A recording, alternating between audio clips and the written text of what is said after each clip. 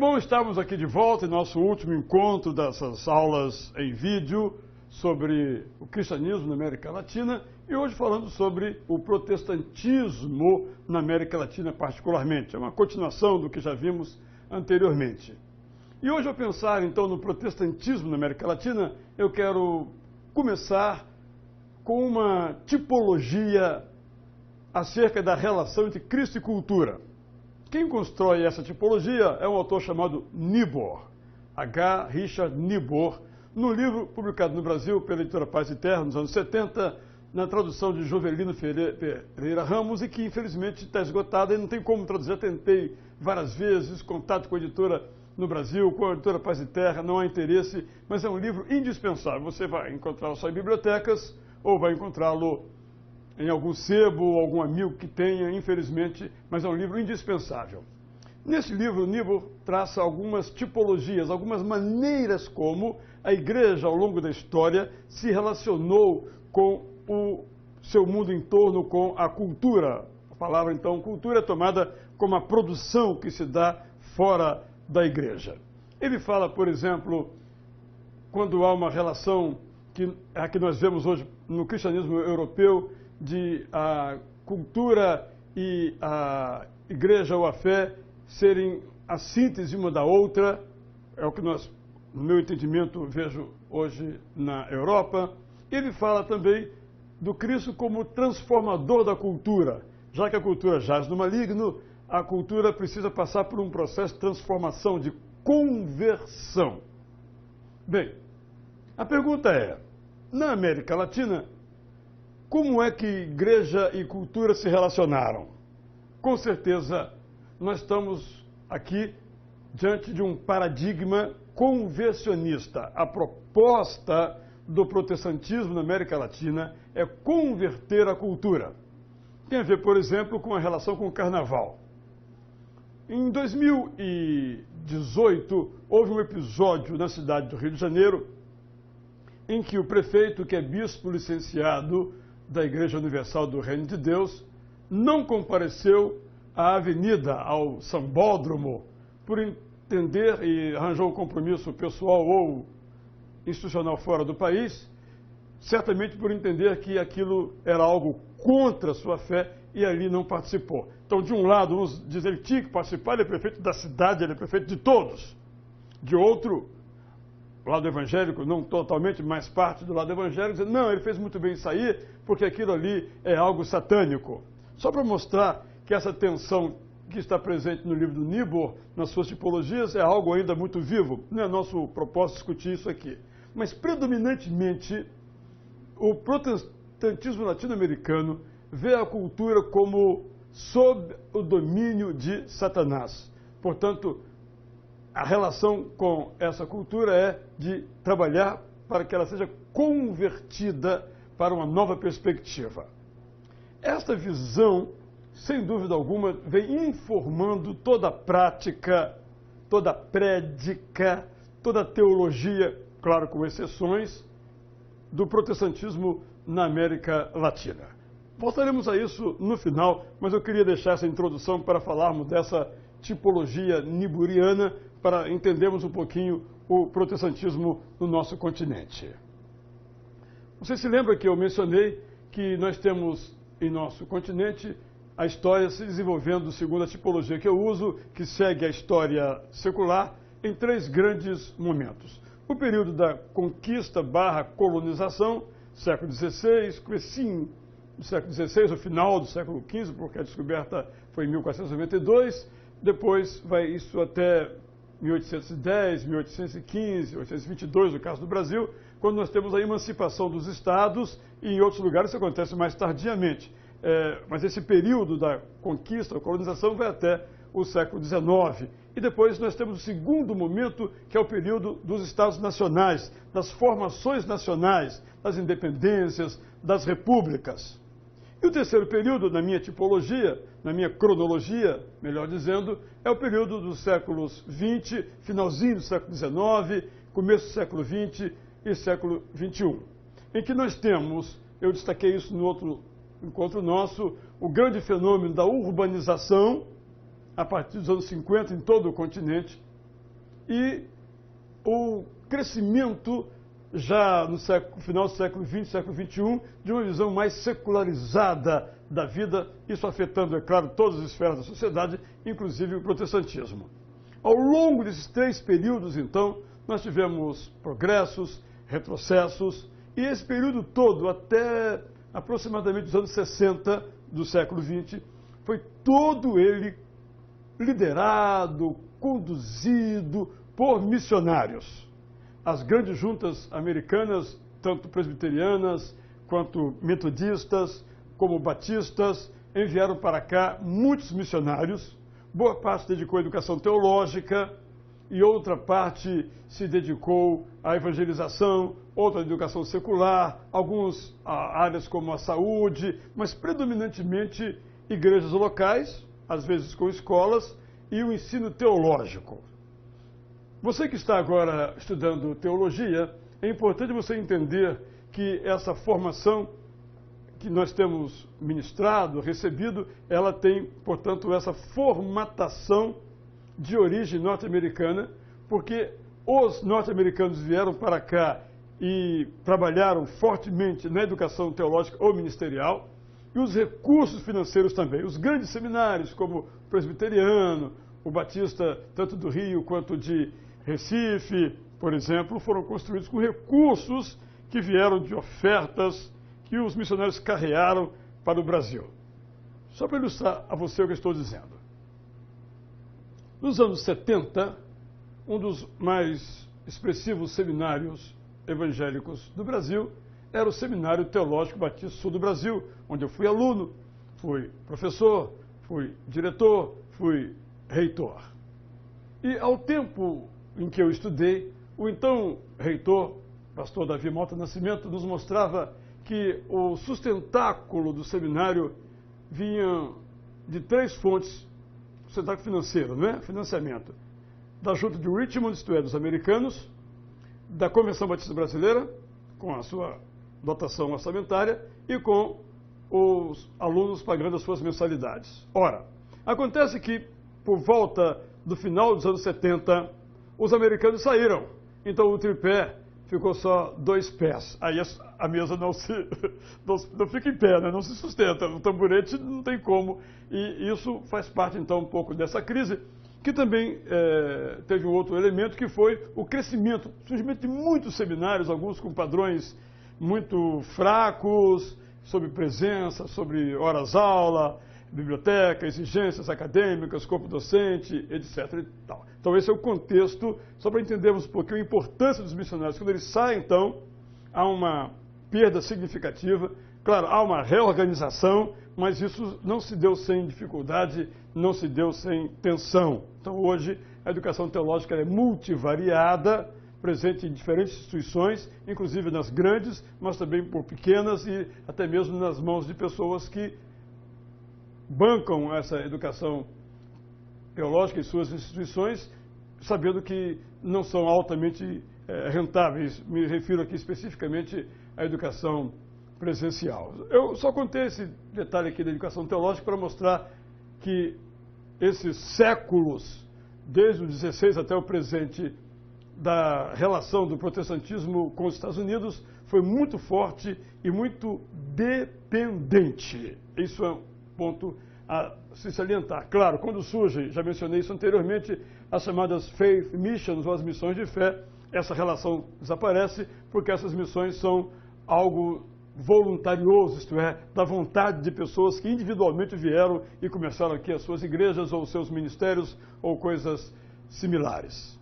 Então, esse período, repito, nosso curto período de história, de 1492 até agora, é um período marcado por um grande predomínio eclesiológico, missiológico, ético do protestantismo norte-americano. Eu falei aqui de ética e vale a pena salientar um pouquinho isto. A minha tese de mestrado foi um estudo que eu fiz do Jornal Batista, no qual eu procuro mostrar as nossas fontes, e ali fica muito evidente que toda ética evangélica, toda a ética protestante, ou mais particularmente a ética batista, e estou certo que se aplica a todos os continentes latino-americanos, é uma ética do não. Se um católico romano faz, um evangélico não faz. Um católico dança, um evangélico não dança. E é curioso que nos Estados Unidos era comum evangélicos dançarem. Mas no Brasil, os missionários disseram que não. Nós aprendemos que não. Por exemplo, era mais ou menos comum, não totalmente disseminado, que batistas, mesmo batistas, presbiterianos e outros, às vezes fumavam. Mas no Brasil, não. Estabeleceu-se como um padrão entre os batistas e também entre outros grupos religiosos. Ou seja, a nossa ética também foi uma ética da diferença em relação ao católico. Quermesse, não. Por exemplo, só para nós entendermos que a nossa concepção, como qualquer concepção, ela não é pura, ela não deriva pura e simplesmente da leitura da Bíblia, ela advém de um conjunto de conceitos, embora, claro, nós sempre devamos procurar nos basear na Bíblia, na Palavra de Deus, mas essa nossa ida à Palavra de Deus é influenciada pelos óculos, não é, do ambiente em que nós vivemos. Então esse é um ponto. O ponto da influência norte-americana, de predomínio norte-americano nos vários campos, sobretudo na educação teológica. A maioria dos pastores que ainda têm papéis de liderança em suas denominações históricas, já estão morrendo, estão acabando, evidentemente, se formaram nesses grandes seminários ao tempo ainda em que os professores eram, boa parte deles, de procedência missionária, missionários vindos dos Estados Unidos. O segundo elemento a se destacar é o surgimento na América Latina de um fenômeno novo no mundo inteiro, que é o pentecostalismo. O pentecostalismo é, de certo modo, a realização daquele ideal do self-made man, o homem que se faz a si mesmo. É a denominação que se faz a si mesma. Isto é, ela é o resultado de uma faith mission, de uma missão de fé. Ninguém enviou ninguém para cá. Ninguém está pagando o missionário para abrir uma igreja no Brasil. Essa é uma marca do pentecostalismo no mundo inteiro e particularmente no nosso continente. O que é que traz de novo o pentecostalismo na história? Ao longo da história da igreja, aquele ideal formulado, vivido, realizado em Jerusalém, livro de Atos, capítulo 2, sobretudo nas manifestações espetaculares do Espírito Santo, esse ideal nunca foi praticado, essa prática nunca foi idealizada pelos cristãos, porque o cristianismo tomou um rumo um pouco diferente daquelas manifestações que nós lemos em Atos 2, sobretudo a glossolalia, o falar em línguas. A compreensão da igreja ao longo desse tempo foi se colocando de uma maneira um pouco diferente daquilo que depois nos viria a propor o pentecostalismo. Então, do ponto de vista teológico, podemos dizer que o pentecostalismo é um esforço de restauração da prática da igreja em Jerusalém, mas da prática daquele dia em particular. Claro, isso não está ligado não tão somente ao fenômeno da glossolalia, mas também está ligado a outros aspectos, como os milagres, sobretudo esses dois que estão bem presentes, bem vivos. Quanto ao tipo de culto mais emocional, não temos isso no Novo Testamento, a menos que entendamos que seja isto o que está ligado à glossolalia, ao falar línguas, e aí há uma interpretação sobre a natureza dessas línguas, que não é o nosso propósito aqui. Então, é um esforço de restauração. Tal como, importante isso, o protestantismo foi um esforço de restauração. Quando Lutero descobre ou redescobre o princípio da sola fide, embora ele não use essas palavras, como nós já vimos anteriormente, é uma restauração, é uma volta. E o pentecostalismo é também uma volta ao Pentecoste, uma volta a Jerusalém, uma volta a Atos 2. Essa é a proposta. Então, como você sabe, a partir da experiência norte-americana em Los Angeles, na Azusa Street, ou na Rua Azusa, passou-se a ter uma perspectiva que aí nós, então, partimos para uma visão mais antropológica, em que o Espírito Santo se comunica diretamente com as pessoas.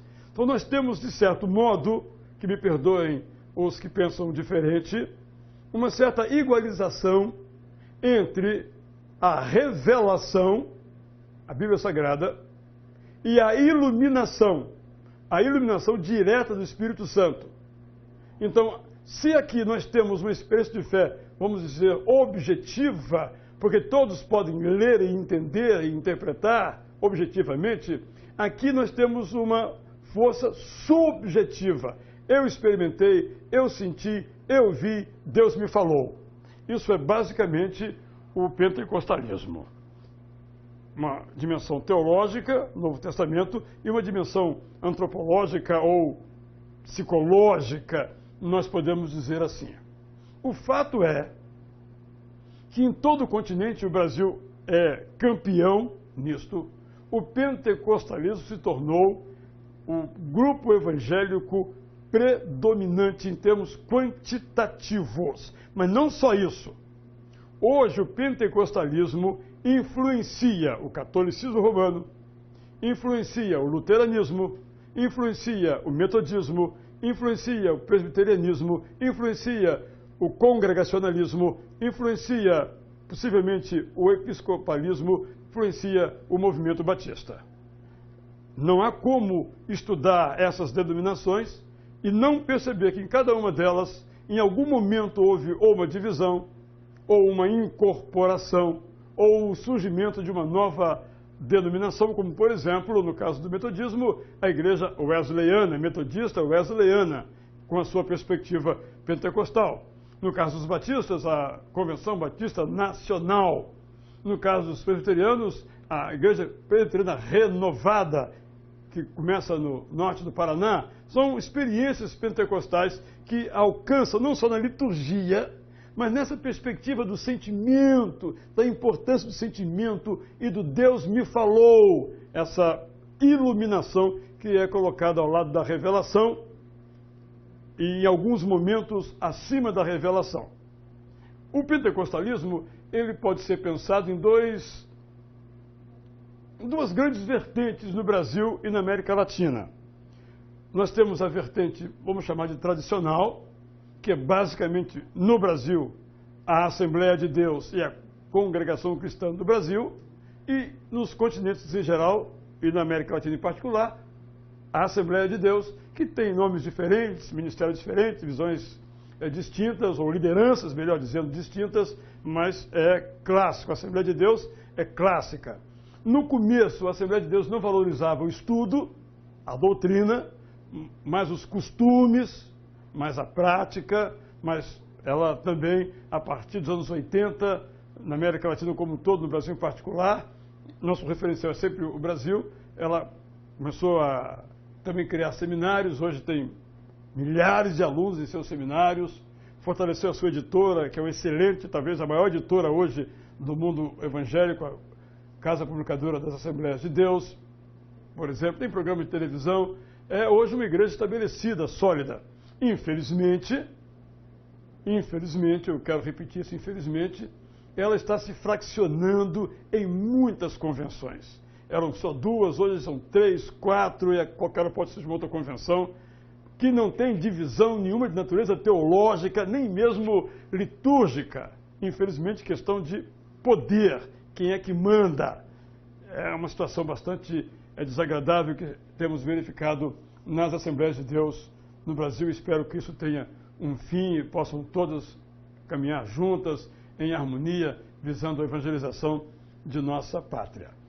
Então nós temos o pentecostalismo clássico, depois nós vamos ter um outro momento intermediário, que é o momento quando chega ao continente a chamada Igreja do Evangelho Quadrangular, que no Brasil começou com uma campanha nacional de evangelização em tendas, e depois então se fortaleceu com templos, na Igreja Quadrangular nos anos 50, e a partir dos anos 80 nós temos um outro fenômeno muito forte da América Latina, mas particularmente no Brasil e na América Latina, a partir do Brasil, que é aquilo que já mencionei, que alguns chamam de neopentecostalismo, e eu chamo de ultrapentecostalismo. Repito que entendo que é ultra, porque já não é mais pentecostalismo completo. Tem algumas práticas que não são mais típicas de uma Assembleia de Deus ou de uma congregação cristã do Brasil, ou mesmo de uma igreja evangélica quadrangular, essas três mais clássicas do pentecostalismo. Hoje, então, quando falamos pentecostalismo, colocamos tudo no mesmo, desculpe a expressão, no mesmo saco.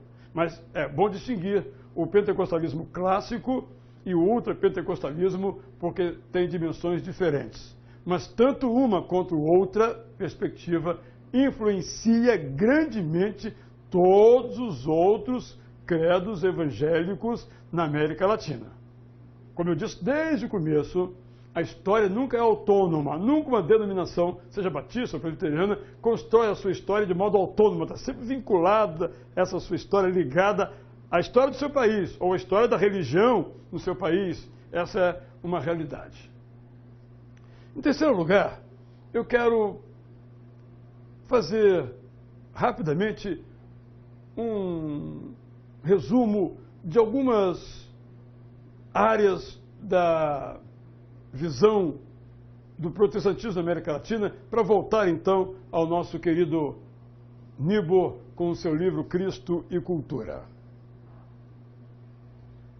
Basicamente, você sabe, você vê isso na sua própria igreja, o protestantismo tem como seu alvo cumprir a missão que Jesus deu, que está registrada em Mateus 28, também em Lucas 10, quando nós temos ali o envio dos 70.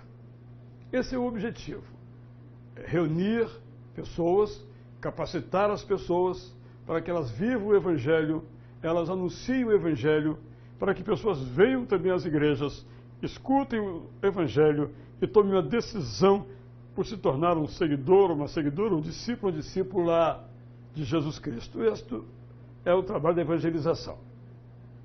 Esse trabalho vem encontrando algumas formas de se realizar. Uma já mencionada foi através de escolas anexas. Sempre os protestantes buscaram e fizeram construir escolas próximas às suas igrejas. Eu vou dizer por que isso. Não estava no projeto dos americanos quando vieram para o Brasil. Mas eu entrevistei um missionário uma vez, chamado Guilherme Hankins, e perguntei a ele o que eles ouviam nos Estados Unidos que deviam fazer no Brasil como missionários. Ele dizia, olha, prega o Evangelho. Mais nada, mais nada.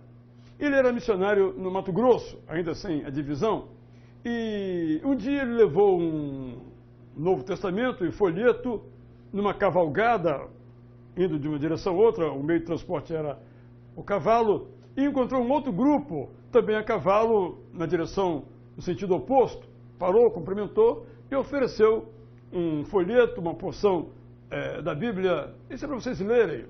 Aí o moço disse, que recebeu, eu não sei ler. Não, alguém do grupo sabe ler. Não, aqui ninguém sabe ler. Nós não conhecemos ninguém que saiba ler.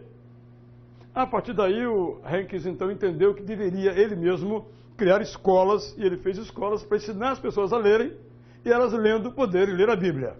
Então isso foi uma marca do protestantismo, o empenho na educação, sobretudo na alfabetização. O segundo elemento forte no protestantismo é a valorização da Bíblia como autoridade de fé. Então, todas as igrejas evangélicas no nosso continente têm uma escola bíblica, né? Se for adventista, sabatista, mas as demais, todas uma escola bíblica dominical. Em algum período na história do Brasil, as escolas bíblicas nas igrejas locais tinham mais pessoas do que nos cultos. Depois houve uma mudança. Houve uma mudança, ao meu ver, porque os pastores investiram mais no culto, na liturgia, com instrumentos, com aparelhos de multimídia, tornaram o culto mais digamos, agradável.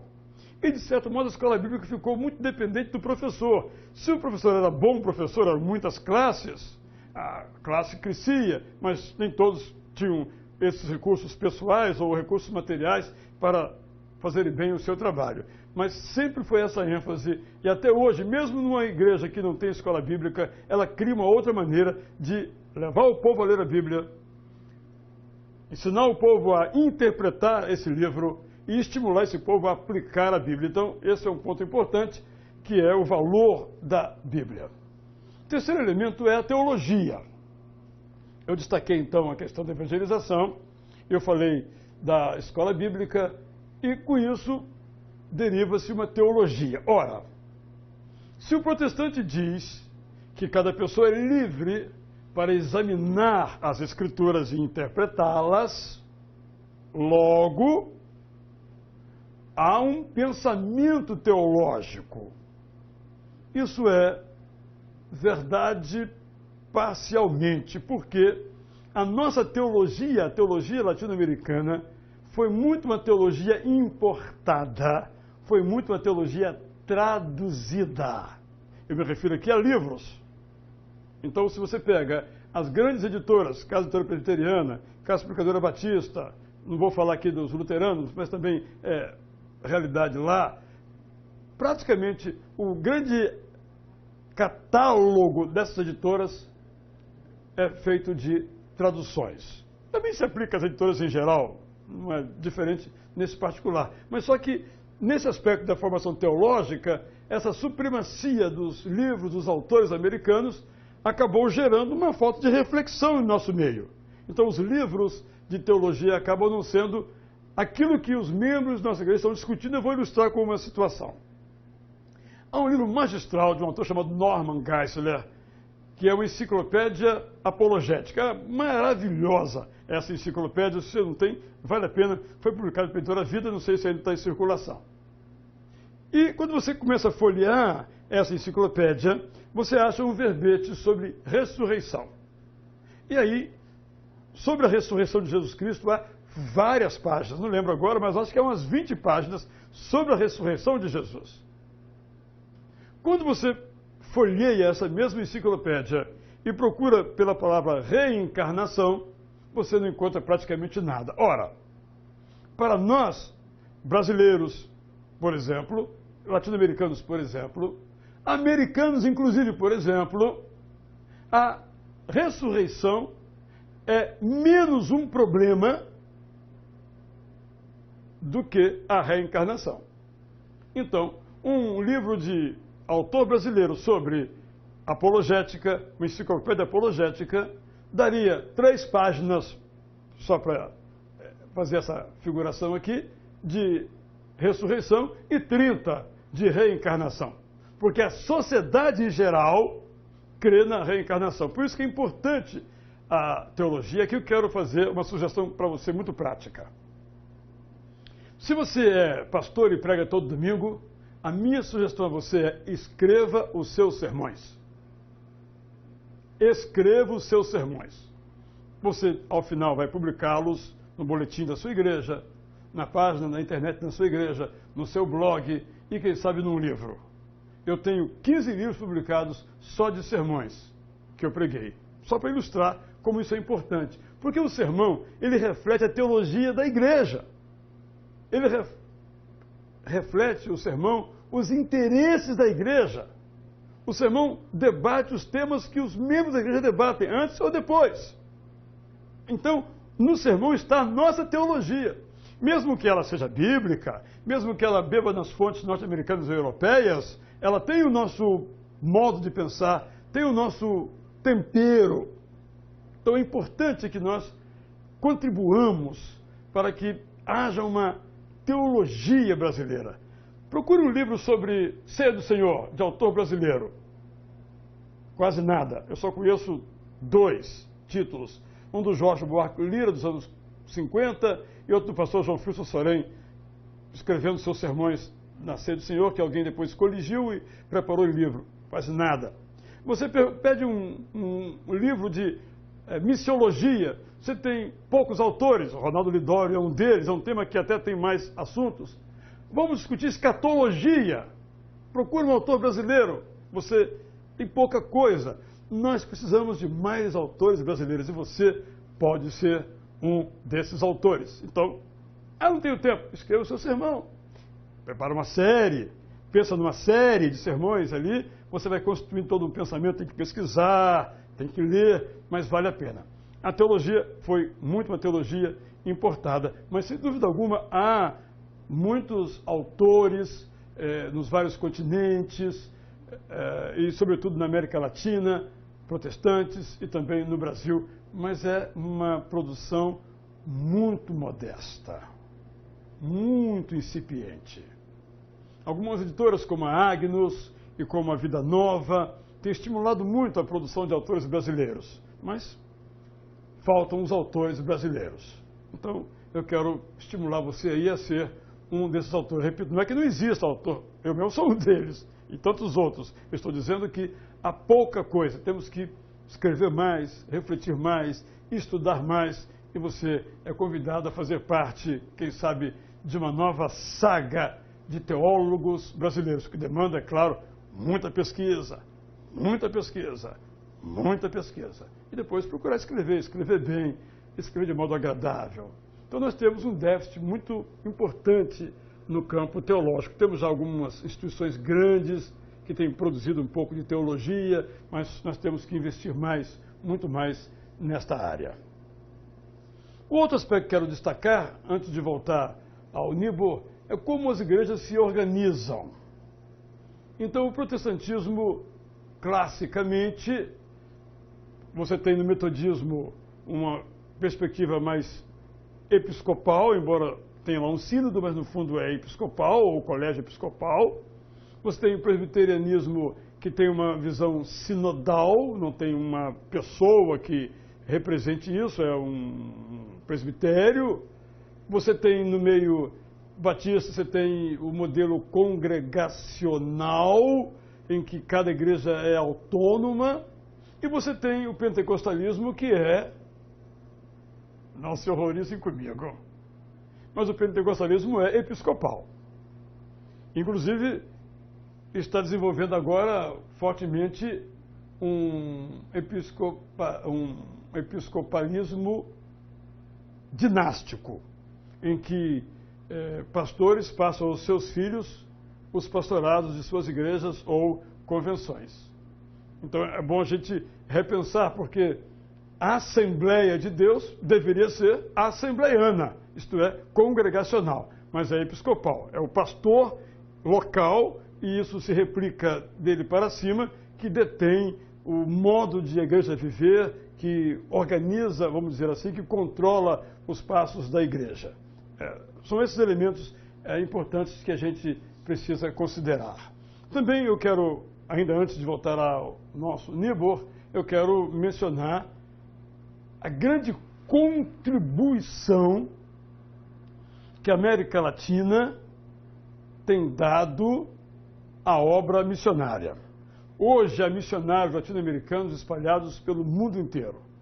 Hoje a América Latina protestante não só recebe, ela dá.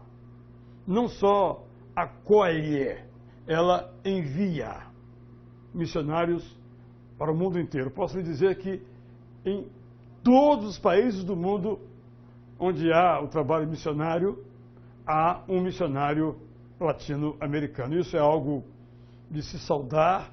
Houve um esforço muito grande no continente, aqui nos anos 70 e 80, congressos missionários, essa ênfase missionária, essa perspectiva de que nós que recebemos agora podemos também levar adiante a grande comissão. Isso é algo positivo, muito positivo de nosso continente, é uma contribuição realmente alvissareira, auspiciosa, elogiosa.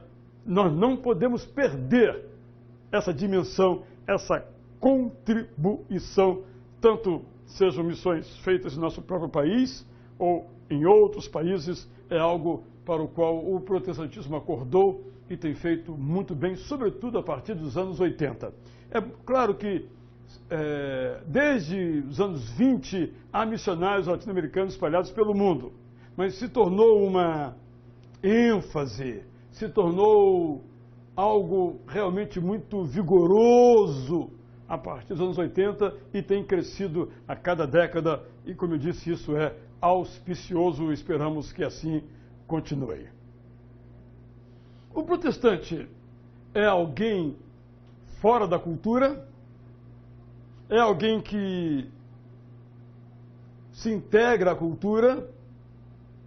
Essa é uma pergunta que eu gostaria que sobre ela você refletisse. É claro que eu não vou aqui trazer a resposta, mas você sabe que, por ocasião do carnaval, há algumas igrejas históricas, acho que pouco provável, mas algumas mais de cepa ultrapentecostal, que às vezes, pode ter alguma tradicional também, mas é menos comum, enviam blocos nos lugares onde há blocos de carnaval, com a seguinte argumentação: nós temos que estar onde o povo está, temos que lá evangelizar esse povo. Este é o conceito.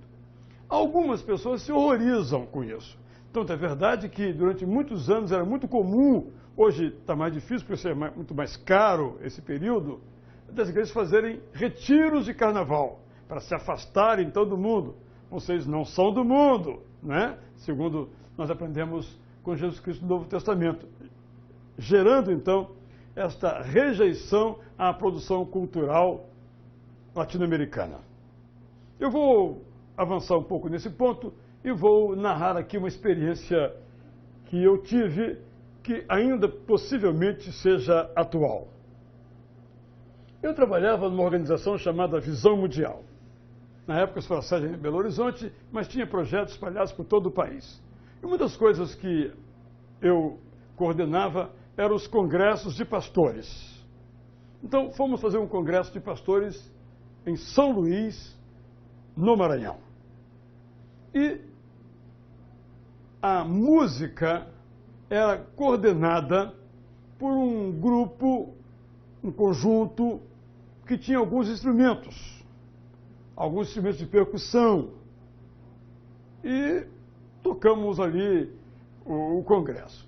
Após o primeiro dia, terminado o congresso, a primeira sessão noturna, veio um pastor dizer: olha, não dá para eu participar desse congresso, porque esse conjunto que tocou aí no começo do culto toca instrumentos que tocam lá no terreiro do candomblé, quando eu era do candomblé na Bahia. Então, nós estamos trazendo instrumentos dedicados a uma outra divindade para tocar aqui. Eu não consigo cultuar.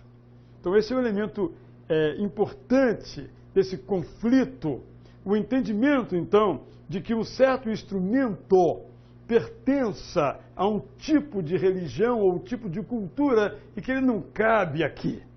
Vamos lembrar que nas igrejas evangélicas latino-americanas, o instrumento por excelência nas suas origens era o órgão. Uma igreja tinha um órgão, muitas vezes o pastor tinha o seu próprio órgão, ele carregava de uma igreja para outra quando ele era um missionário, tocava aquele órgão, era o instrumento por excelência. Depois, a partir dos anos 40, 30, começou a surgir o piano, não sem controvérsia, porque o piano era dos salões, do saloon, lembra dos faroestes, não é? Americanos. E depois, aí, a partir dos anos 70, 80, aí surge a bateria, que até hoje ainda em muitos círculos evangélicos provoca brotuejas, isso provoca discussões, não é? Porque o piano não é uma coisa santa. A bateria, que vem do rock and roll, onde é utilizada, também não é digna de entrar num templo. Essa discussão, que já passou, mas possivelmente ainda tenha um bolsão ali, aqui, que tem esse tipo de discussão. O que nós estamos falando? Nós estamos falando da relação Cristo e cultura. vou mais além. As nossas músicas em geral, que cantamos nos nossos cultos, quantos por cento delas são samba? Ou chorinho? Quantas o seu ritmo, vamos dizer assim, é um ritmo brasileiro? Ou todos são aquele tipo de valsa norte-americana? Eu me recordo que fizemos um evento público numa praça lá em nossa igreja e o compositor fez um arranjo e colocou o Aleluia de Handel no estilo mais de samba. Muitos gostaram, mas muitos detestaram, porque a América Latina se rejeita a si mesma.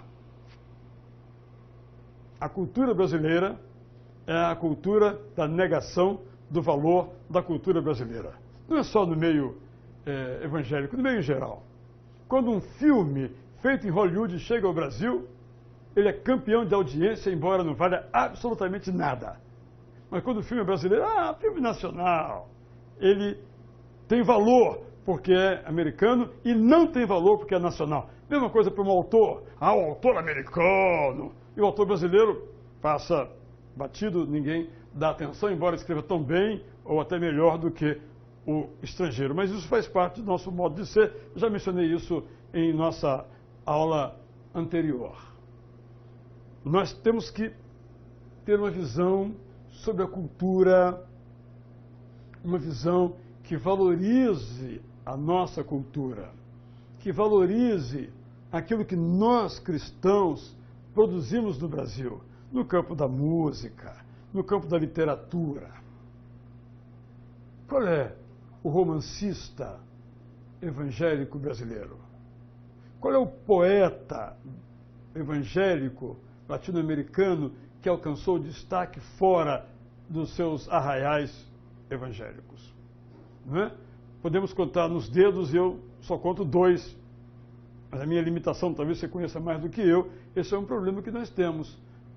A falta de entendimento que nós podemos nos empenhar, nos envolver para produzir ou para apreciar as produções dos nossos compositores, dos nossos poetas, dos nossos romancistas, aí podemos, dos nossos artistas plásticos, de todos aqueles que contribuem para a produção artística a partir de sua percepção essa que inclui a sua Weltanschauung, a sua cosmovisão, a sua visão de mundo cristã, no caso cristã evangélica ou cristã protestante, ou se queremos especificar, batista, metodista, ou luterana, ou presbiteriana, ou assembleiana, ou qualquer outro segmento do movimento evangélico na América Latina e, claro, estamos sempre particularizando aqui com o Brasil. Então nós precisamos valorizar a cultura. Como já mencionei também, nós temos que valorizar a razão. Teologia é uma produção racional. É uma logia ou uma reflexão, uma razão sobre o theo. Mas é sempre uma razão. A nossa fé, embora seja um sentimento, ela só é entendida de modo racional, organizada de tal modo que possa ser compartilhada, além da experiência, mas uma explicação de uma perspectiva racional. Não temos que rejeitar a razão. Não temos que criar antagonismos inexistentes entre fé e razão, como também eu já demonstrei. Nós temos um largo caminho a percorrer. É claro que nós temos a nossa especificidade. É claro que nós entendemos e procuramos viver assim, como evangélicos, que a nossa regra, nosso livro-texto é a Bíblia. É claro que nós, ao lermos a Bíblia, lemos com os nossos óculos. E temos de deixar bem claros quais são esses óculos. É claro que nós vivemos numa sociedade de muitas discrepâncias, muitas desigualdades, muitas maldades, muitas crueldades. E é claro que o Evangelho ele tem que ser vida para todos, para os que sofrem, para os que não sofrem também, é para todos. Isso demanda um grande esforço de nossa parte. Esforço esse que inclui a evangelização, esforço esse que inclui a educação, e esforço esse que inclui a reflexão. Quando nós voltamos nossos olhos para a história da igreja, no período moderno, nós somos convocados a olhar para essa história com olhares de quem pensa. Foi assim com os grandes. Há que ser assim com todos. Não temos que ser apenas consumidores, reprodutores. Nós temos que ser produtores de pensamento, produtores de teologia. Eu diria até mesmo produtores de costumes. Se nós queremos ser relevantes na sociedade, nós não temos que ir a reboque dessa sociedade. Nós temos que agir de tal modo que sejamos respeitados, que tenhamos tanta credibilidade, que a própria sociedade nos procura para nos perguntar por onde devemos seguir, e não o contrário. Mas isso demanda oração, demanda leitura e interpretação firme das Escrituras, demanda educação e demanda um compromisso com a reflexão latino-americana para o tempo hoje, para o lugar onde nós nos encontramos. Que você assuma esse desafio e siga por esse compromisso. É aqui para você o meu desejo. Muito obrigado.